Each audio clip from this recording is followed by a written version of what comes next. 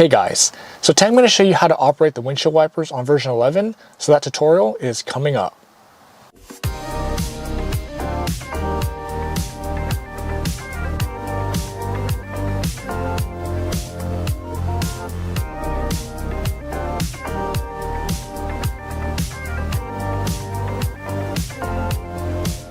So with the new version 11 software out, a lot of things got moved around and changed. And one of the things that got changed was the windshield wipers.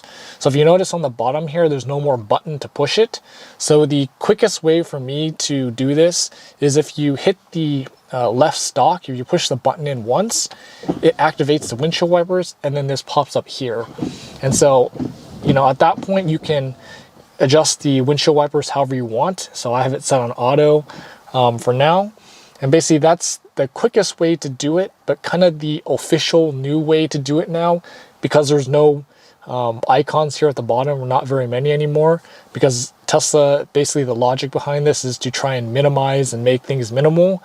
A lot of people aren't very happy about that because it's not very minimal when you have to dig through menus and stuff, but that's what they wanted to do. So the official way to get to the windshield wipers now is if you go to the car button, and then you go to controls here, and then that same strip that you saw here is now here. So then you can do the same thing. You can adjust it, however you want from this screen as well. But, obviously for me, I think it's easier to just hit the left stalk button, activate the windshield wiper when you need it anyway, and then you can adjust it down here and you're good to go after that. I think that's the easiest way. So I hope that tutorial was helpful. If it was, don't forget to comment, like, share, and subscribe. And thanks for watching.